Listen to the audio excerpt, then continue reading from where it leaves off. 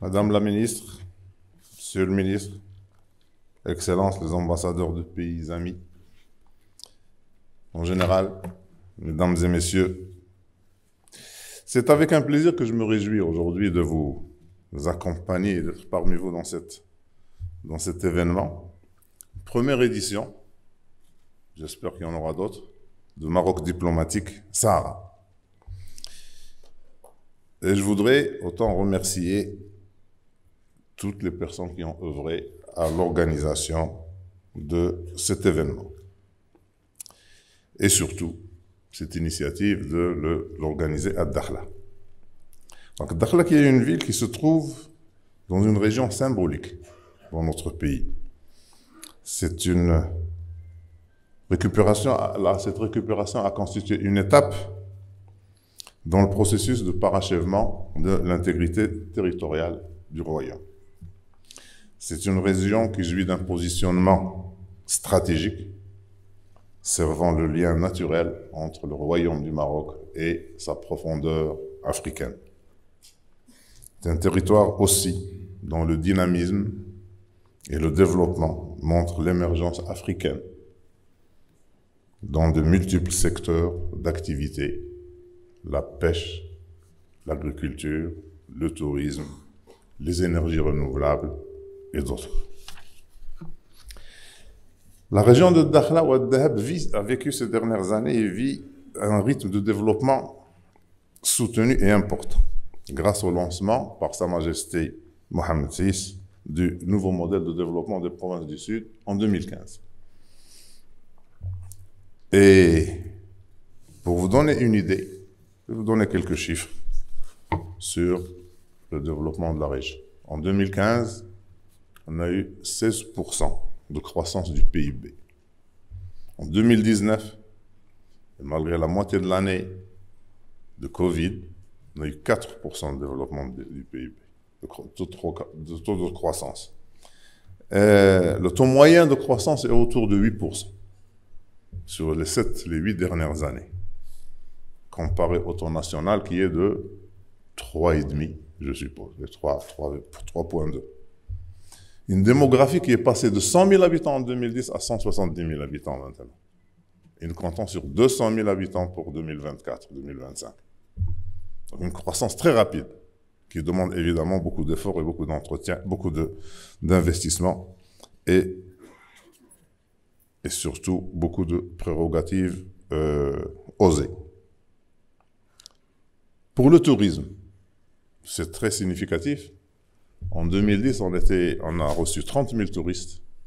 En 2019, on en a reçu 160 000. Ça a été multiplié par 6, 6,5.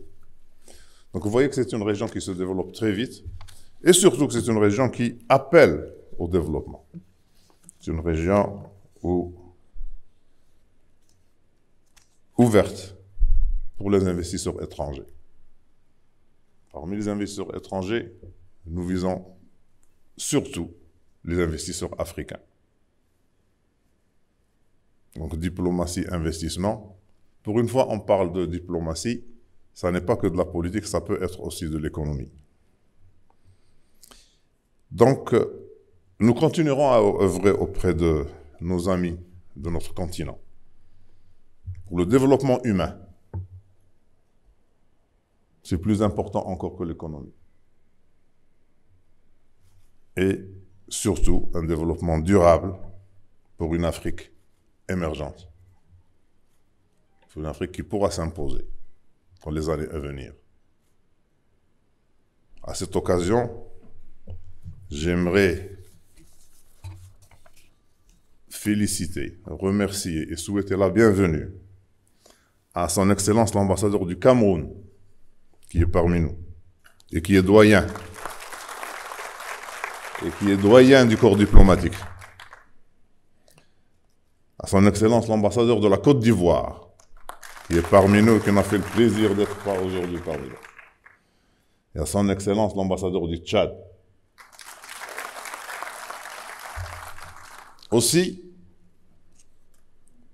je vais souhaiter la bienvenue, bien qu'ils soient chez eux, à nos consuls généraux.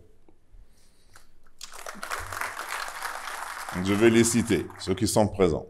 Ceux de la Guinée-Bissau,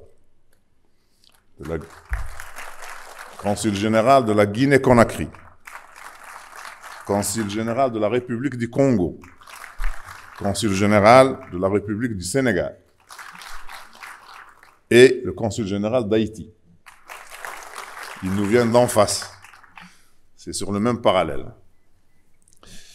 Donc, et venant de l'Aïoun aussi, le consul général du Burundi,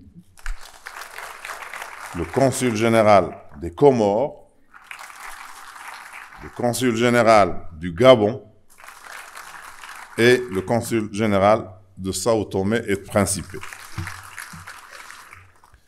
Donc voilà, nous avons de vénérables invités auxquels nous souhaitons les bienvenus. Comme je dis pour les consuls généraux, nous ne souhaitons même plus les bienvenus, ils sont là chez eux. Il y en a beaucoup qui se sont habitués, hein, n'est-ce pas? Donc, mobilisons-nous. Mobilisons-nous pour un monde des affaires, pour une société civile évoluée, pour les jeunes, pour les femmes, et merci.